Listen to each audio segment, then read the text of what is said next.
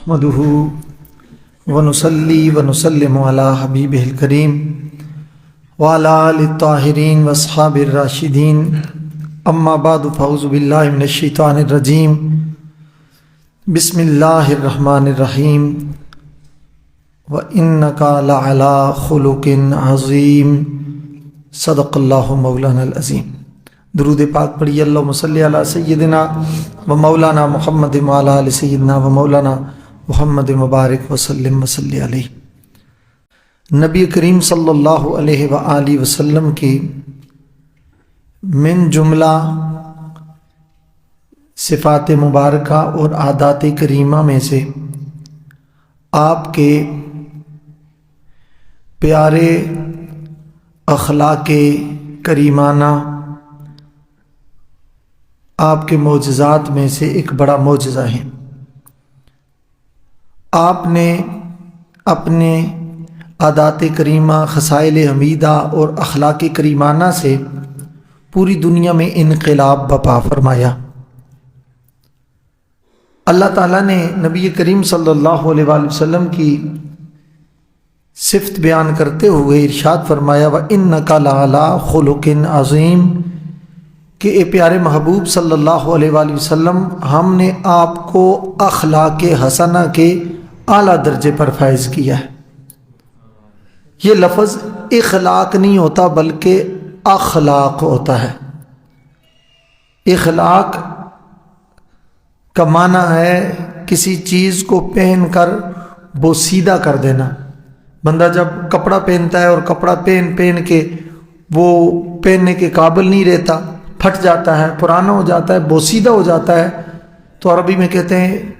اخلق الثوب، کہ فلاں شخص نے کپڑا پہن کے اس کو بوسیدہ کر دیا ہے، اب وہ پہننے کے قابل نہیں رہا۔ اور یہ بہت اس میں خیال رکھا کریں، جب نبی کریم صلی اللہ علیہ وآلہ وسلم کے اخلاق حسنہ کا ذکر ہو تو بہت احتیاط کے ساتھ لفظ اخلاق بولنا ہے، اخلاق نہیں بولنا۔ تو نبی کریم صلی اللہ علیہ وآلہ وسلم کے اخلاق حسنہ کا اللہ تعالیٰ نے قرآن پاک میں ذکر فرمایا۔ حضرت ام المومنین عائشہ صدیقہ رضی اللہ تعالیٰ عنہا فرماتی ہیں کہ کان خلقہ القرآن، نبی کریم صلی اللہ علیہ وآلہ وسلم کے اخلاق کا بیان قرآن پاک میں موجود ہے۔ گویا نبی کریم صلی اللہ علیہ وآلہ وسلم کی تمام سیرت مبارکہ، حضور سید عالم صلی اللہ علیہ وسلم کی پیاری و مبارک پر نور بابرکت زندگی کے گوشوں کا اگر آپ نظارہ کر لیں تو آپ قرآن کھول لیں، قرآن پاک میں رسول اللہ صلی اللہ علیہ وسلم کی صفت و ثنا اور اخلاق حسنہ کا نور آپ کو بکھرا ہوا نظر آئے گا۔ اور آپ روایت فرماتی ہیں کہ نبی کریم صلی اللہ علیہ وسلم نے ارشاد فرمایا ان من اکمل المؤمنین ایمانا احسنهم خلقا والطفهم باہلہ او کما قال علیہ الصلوۃ والسلام، رواه الترمذی۔ حضرت عائشہ صدیقہ رضی اللہ تعالی عنہا فرماتی ہیں کہ رسول اللہ صلی اللہ علیہ وآلہ وسلم نے ارشاد فرمایا کہ مومنوں میں سے کامل ترین مومن وہ ہے، اکمل کے الفاظ ہیں، جو زیادہ کامل مومن وہ ہے، فرمایا جس کے اخلاق سب سے اچھے ہوں اور وہ اپنے اہل و عیال پر نرمی کا مظاہرہ کرے۔ یعنی اخلاق کامل ہونا کامل مومن ہونے کی علامت ہے، اور اپنے اہل و عیال پر نرمی کرنا، اخلاق سے پیش آنا، محبت سے پیش آنا، رواداری کی فضا کو قائم رکھنا، مساوات کا لحاظ اور خیال کرنا، یہ نبی کریم صلی اللہ علیہ وآلہ وسلم کی مبارک سنتوں میں سے ایک سنت ہے۔ بندہ باہر جتنا بھی سخت ہو، کم از کم اس کو جو اس کے ماتحت ہیں یا گھر والے ہیں ان کے ساتھ اس کو نرمی سے پیش آنا چاہیے۔ تو باہر بھی سختی نہیں کرنی چاہیے۔ جو جتنا نرم دل ہوتا ہے، رحم دل ہوتا ہے، اتنا ہی لوگ اس کی طرف زیادہ مائل ہوتے ہیں۔ آپ دیکھ لیں، جو اس کی طبیعت میں زیادہ سختی ہو، ترشی ہو، لہجے میں زیادہ ایک کرختگی والی بات ہو، تو لوگ اس سے گریز کرتے ہیں، اس کا راستہ اس کو دیکھ کر راستہ بدل دیتے ہیں، اس سے کھچے کھچے نظر آتے ہیں، اس سے گریزاں نظر آتے ہیں۔ تو جب ایسا معاملہ ہوگا تو ظاہر ہے پھر کوئی اس کے قریب نہیں آئے گا، جب قریب نہیں آئے گا تو اس کی بات بھی کوئی نہیں سنے گا۔ اور اگر وہ مصلح ہے، اگر وہ عالم ہے، وہ امام ہے، وہ خطیب ہے، مدرس ہے، معلم ہے، لوگوں کی رہنمائی کرنے والا ہے، مربی ہے، محسن ہے، تو اس کو تو نبی کریم صلی اللہ علیہ وآلہ وسلم کے اخلاق حسنہ کو اپنانا یہ بہت زیادہ ضروری ہے، اس لیے کہ اس کی اس نرم طبیعت سے، اس کے اس حلیم الطبع ہونے سے لوگ اس کے قریب ہوں گے، جتنے قریب ہوں گے اتنا ہی دین کا فیض بھی وہ حاصل کریں گے۔ حضرت سیدنا امام زین العابدین علیہ السلام مدینہ طیبہ میں آپ ہیں تو ایک شخص آیا، آپ کو اس نے برا بھلا کہنا شروع کر دیا، آپ نے اعراض کیا، وہ سامنے آیا پھر برا بھلا کہنا شروع کر دیا، آپ نے چہرہ مبارک دوسری طرف پھیر لیا، پھر آپ کو بازو پکڑ کے کہتا ہے میں آپ سے کچھ کہہ رہا ہوں۔ تو آپ نے فرمایا کہ تو اپنی بری خصلت پر عمل کر رہا ہے، میں اللہ کے قرآن پر عمل کر رہا ہوں۔ ان کا میں تو چلو بری خصلت پر عمل کر رہا ہوں، میں گالی گلوچ کر رہا ہوں، یاوہ گوئی کر رہا ہوں اور آپ پر جملے کس رہا ہوں، آپ کیسے قرآن پر عمل کر رہے ہیں؟ آپ تو میں ادھر آتا ہوں تو آپ ادھر مڑ جاتے ہیں، ادھر آتا ہوں تو آپ ادھر مڑ جاتے ہیں۔ فرمایا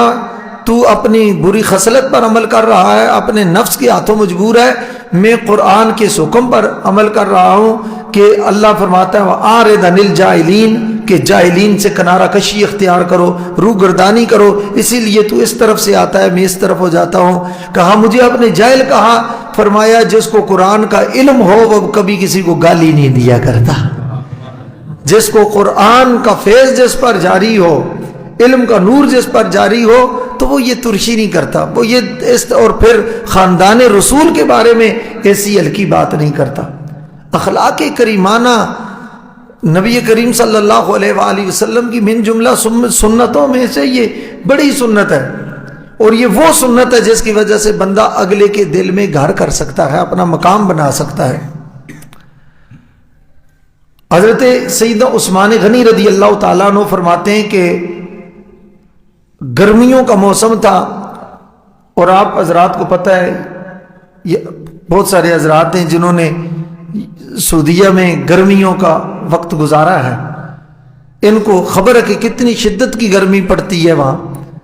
تو اس دور میں، اس دور میں تو کتنی گرمی ہوتی ہوگی، نہ پنکھوں کا انتظام، نہ اے سی کا انتظام، نہ برف کا، نہ کولر کا، نہ کچھ اور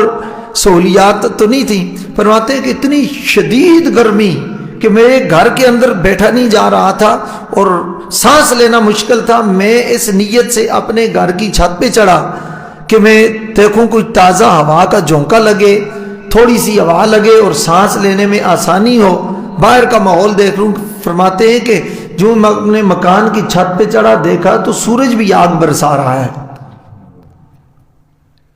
سانس لینا دشوار ہے۔ میں غور سے دیکھا تو ایک شخص پھٹے پرانے کپڑے پہنے ہوئے اور کوئی خاص اچھی قسم کے جوتے بھی نہیں ہیں، نارمل سے جوتے پہنے ہوئے دو اونٹوں کو پکڑ کر گھسیٹ رہا ہے اور لا رہا ہے۔ میرے دل میں خیال آیا میں اس کو کہوں گا اللہ کے بندے، اتنی آگ برستی ہوئی اس دھوپ میں، آگ برساتے ہوئے اس دھوپ میں اور اس شدت اور حدت میں، اس حرارت میں، اس گرمی اور تپش میں، جب ریت کے ذرے بھی کوئلے بنے ہوئے ہیں اور آسمان سے بھی آگ برس رہی ہے، تو بھی تھوڑا آرام کر لے، اتنی دنیا کے اتنے معاملات میں اتنی لالچ نہ کر، کوشش نہ کر، تھوڑا آرام بھی کر لے، اس جسم کا بھی اللہ تعالیٰ نے کوئی حق رکھا ہے۔ حضرت عثمان غنی فرماتے ہیں کہ میں نے پورا ارادہ کر لیا جب یہ قریب آئے گا تو میں اس کو بتاؤں گا۔ فرماتے ہیں کہ جب وہ اونٹ پکڑ کے وہ قریب تھوڑے سے آئے، وہ شخص میرے گھر کے قریب آیا تو میں نے دیکھا کہ اس نے چونکہ شدید لو چل رہی ہے، اپنا چہرہ بھی اپنے کپڑے کے پلو سے ڈھانپا ہوا ہے۔ فرمایا میرے دل میں رہا نہ گیا، میں چھت سے اترا، میں نے کہا قریب جا کر اس کو ذرا بتا دوں، پتہ نہیں دور سے آواز سنائی دے نہ دے۔ میں قریب جا کے سلام کیا، فرمایا سلام کر کے میں نے کہا اللہ کے بندے کچھ آرام کر لے، اتنی شدید گرمی ہے، ان اونٹوں کو کھینچ کر شدید گرمی ہے تو کدھر لے کے جا رہا ہے؟ فرماتے ہیں جو ہی انہوں نے اپنے چہرے سے کپڑا ہٹایا تو میں حیران ہو گیا، وہ کوئی اور نہیں تھے، امیر المومنین حضرت سیدنا فاروق اعظم رضی اللہ تعالیٰ عنہ۔ کہتے ہیں ان کو دیکھ کر میری آنکھوں میں آنسو آ گئے۔ میں نے پوچھا امیر المومنین، یہ خلیفہ وقت، آپ اس گرمی میں اونٹوں کو کھینچ کر کدھر لے کے آ رہے ہیں؟ آپ نے فرمایا کہ عثمان غنی بیت المال کے یہ اونٹ بھاگ نکلے تھے اور کافی دور تک چلے گئے تھے، ان کو پکڑ کر کھینچ کر لا رہا ہوں کہ یہ امانت ہے مسلمانوں کی، یہ بیت المال کے اونٹ ہیں۔ میں نے عرض کی حضور آپ کسی غلام کو بھیج دیتے، کسی نوکر کو بھیج دیتے، اتنی گرمی ہے۔ تو آپ نے فرمایا کیوں؟ نوکر کے اندر جان نہیں ہے، غلام کے اندر جان نہیں ہے؟ اگر عمر کو گرمی لگتی ہے تو اس بھی تو اللہ کے بندے کی جان ہے، اس کو بھی تو گرمی لگتی ہے۔ ان کا پھر چلے کسی اور کو بھیج دیتے۔ پھر آپ نے دوسرا جواب کرتا، میرا اسرار پھر کہا، میں نے کہا حضور کسی ماتحت کو بھیج دیتے۔ پھر آپ نے فرمایا کل اللہ قیامت والے دن اگر پوچھے گا کہ بیت المال کے اونٹ گم ہو گئے، جواب اس غلام نے نہیں دینا، ماتحت نہیں دینا، میں نے دینا ہے، اسی لیے مجھے اس کی زیادہ ذمہ داری کا احساس ہے، خود ڈھونڈ کر ان کو لا رہا ہوں۔ اب دیکھ لیجئے نا، یہ ایک تو احساس ذمہ داری اور اس میں اخلاق بھی دیکھ لیجئے کہ یعنی غلام کا اتنا احساس ہے۔ اللہ اکبر کبیرہ۔ یہ نبی کریم صلی اللہ تعالیٰ علیہ وآلہ وسلم نے اپنے اخلاق کریمانہ یہ صحابہ کرام کو جو عطا فرمائے، اور پھر سرکار نے ارشاد فرمایا اکمل المؤمنین ایمانا احسنهم خلقا وخیارکم خیارکم لنسائہم، او کما قال علیہ الصلوۃ والسلام، فرمایا تم میں سے زیادہ کامل مومن وہ ہے جس کے اخلاق زیادہ اچھے ہیں، اور پھر ساتھ یہ بھی فرمایا کہ تم میں سے بہترین شخص وہ ہے جو اپنی بیویوں کے ساتھ حسن سلوک کرتا ہے۔ اب اس بات پر تھوڑی سی میں توجہ چاہوں گا آپ کی۔ ہمارے ہاں اور بالخصوص ہمارے اس خطے میں، ہمارا جو برے صغیر کا خطہ ہے اور بالخصوص پاک و ہند کا یہ جو خطہ ہے، یہاں بیویوں کے ساتھ حسن سلوک میں کافی کمی پائی جاتی ہے، اور اگر کوئی کام کاج میں ہاتھ میں بتا دیا جائے، پوچھ لیا جائے، تو اس کو یہ کہتے ہیں یہ تے تھلے لگیا ہوا، ایسے ہی کہتے ہیں، اور اپنے زبان کے کہتے ہیں جی یہ رن مزور ہو گیا ہے۔ جبکہ سرکار نے ارشاد فرمایا کہ تم میں سے سب سے بہتر وہ ہے جو اپنے گھر والوں کے لیے بہتر ہے، اور میں محمد خود اپنے گھر والوں کے لیے تم سب سے زیادہ بہتر ہوں۔ یعنی تم اپنے گھر والوں کے لیے اتنے بہتری کا سلوک نہیں کرتے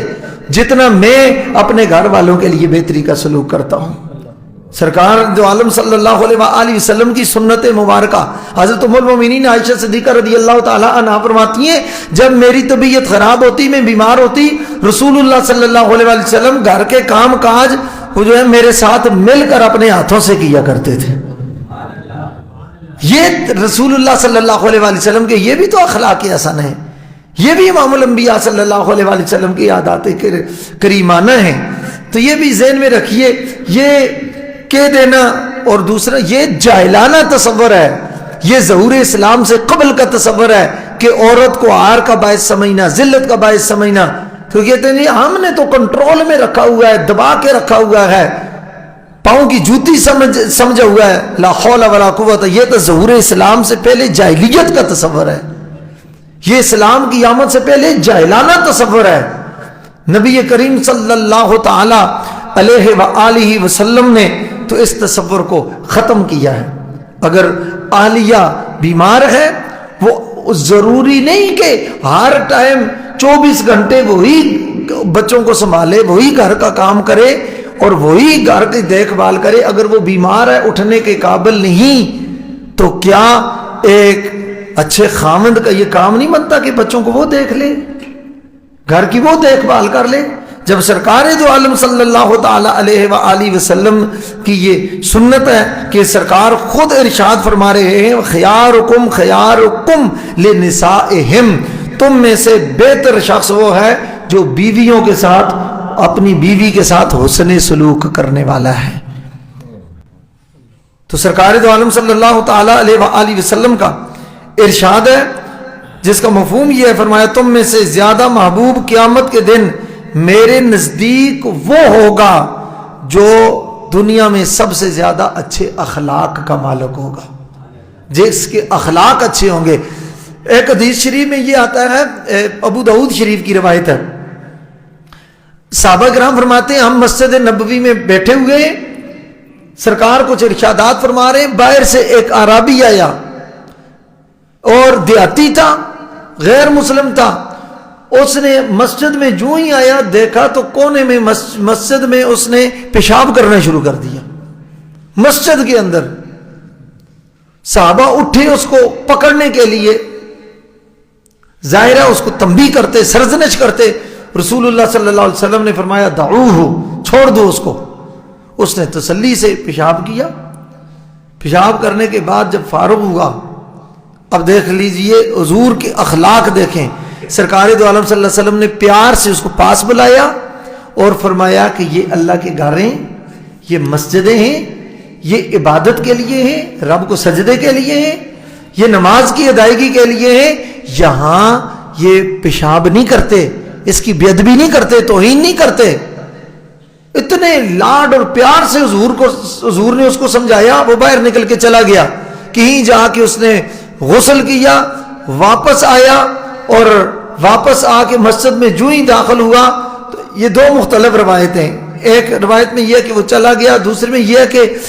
جب واپس آیا تو اس کے یہ بالوں سے پانی کے قطرے نیچے ٹپک رہے تھے، غسل کر کے آیا اور سرکار کے پاس آ کر عرض کرنے لگا کہ مجھے کلمہ پڑھا کر مسلمان کیجئے۔ اور کہا، صحابہ نے پوچھا بھئی کس کی وجہ کیا ہوئی کہ تو اسلام لانے کے لیے واپس پلٹ کے آیا ہے؟ ان کا سرکار نے جس لاڈ سے مجھے سمجھایا ہے وہ نور ایمان بن کر میرے سینے میں اتر گیا ہے۔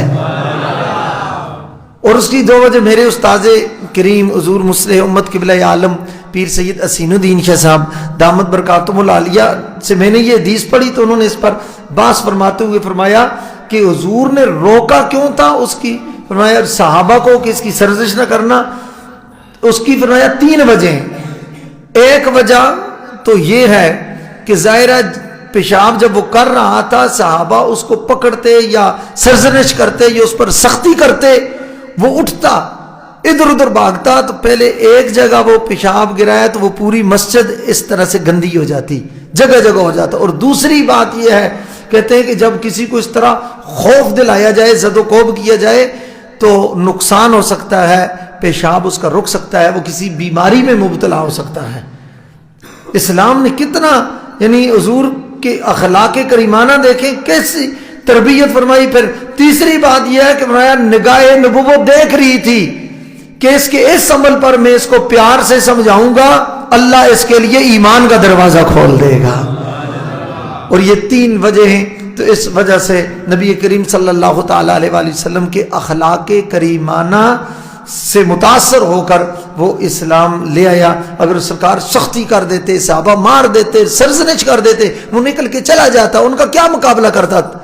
پورا کفر مل کر اگر اکیلے مولا کائنات علی مرتضیٰ کا مقابلہ نہیں کر سکتا، حضرت فاروق اعظم کا مقابلہ نہیں کر سکتا، تو وہ نہیں آتا ہے اس پورے صحابہ کا کیا مقابلہ کر سکتا؟ مگر سرکار کے اخلاق نے اس کی دنیا ہی بدل کے رکھ دی۔ کوئی ان کے خلق نے کر لی، کوئی ان کے پیار نے کر لی، کوئی ان کے خلق نے کر لی، کوئی ان کے پیار نے کر لی، مسخر اس طرح دنیا شہ ابرار نے کر لی۔ اللہ تعالی ہمیں نبی کریم صلی اللہ تعالی علیہ وآلہ وسلم کے اخلاق کریمانہ اپنانے کی توفیق عطا فرمائے۔